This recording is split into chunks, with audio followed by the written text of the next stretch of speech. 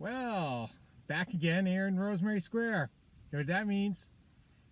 Time to review another Rick and Morty episode. Let's see here. I really found it really strange that Rick returned Morty into a horse. No, I'm talking about Black Widow. Oh, by the way, another update. Luca's review will be up this week at some point. So stay tuned for that. Okay, a couple of things about this movie. It's 4 years too late. I'm not gonna kid you. It's 4 years too late. This movie literally should have came out a couple of months either after Civil War, at the earliest from this date, going backwards. In reality, this should have been out in Phase 2 of Marvel's cinematic universe. And I'll say this, it's... Oh, by the way, I'm going to give away a biggest spoiler and the reason why this should have came out much earlier. Black Widow died! Yeah, she died! She had a suicide off of Hawkeye and she died. Oh, for some reason, Elaine Bennis is in this movie for some reason. I don't know. I'm still wondering myself. Let's see here. We had the guy who played Beowulf in this, as well as Jack Nicholson's right-hand man from The Departed. Same guy.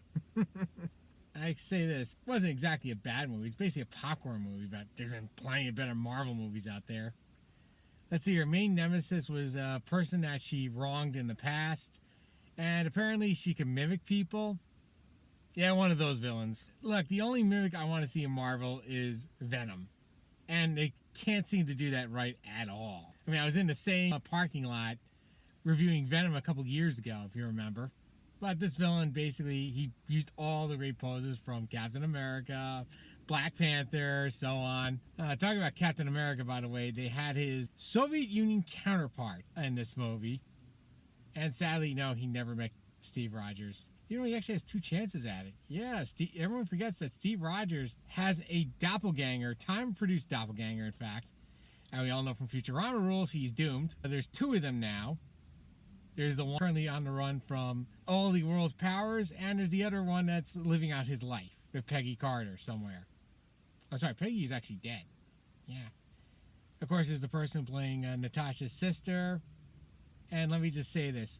They tried to reproduce 1995, and they failed completely miserably. I was just still wondering when the cell phone and the bottled water is going to come out. Now, believe it or not, they have 2 episodes from DuckTales in there for some reason. The 1987 version, which, by the way, would be on Disney Channel at that point. It's 1995. And Disney Channel at this point was a premium channel.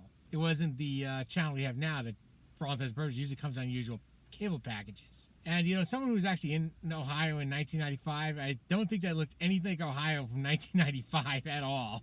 Interestingly enough, I think one of the songs actually was someone's cover of Smells Like Teen Spirit. We learned that, Natasha would never be able to have kids because internals that produces kids were ripped out of her when she became a widow. By the way, I think I should tell you about widows at this point. They're geishas. That's what they are. They're geisha assassins. And they work at someone's will. And quite frankly, yeah, they're going to be assassins pretty much their entire lives. It's weird because we already figured that out in the first movie of the Avengers, what they were. So you didn't really need to repeat this. And that these assassins were working throughout the world. And that Clint Barton helped basically try taking them down. Oh, by the way, I think I should tell you the reason why he's been evading the law in the Avengers all this time. He has Laputa. Yeah, he has a floating city.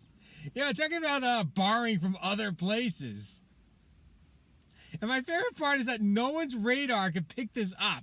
Or a satellite images. Because, I mean, it's in a low atmosphere. They can pick it up pretty easily. I'm also surprised no one on a clear day is like, what the hell is that thing up in the air? There's a lot of plot holes you haven't figured out by now. My favorite part is they try playing 4-degree chess on him, and it still doesn't make any sense. Oh, I have pheromones that could stop you. I don't think you understand how pheromones work. I'm trying to think of the other major plot holes. Oh, there's a load of them. A lot more than your usual Marvel film. As I said, I think the major problem with this is it came out way too late.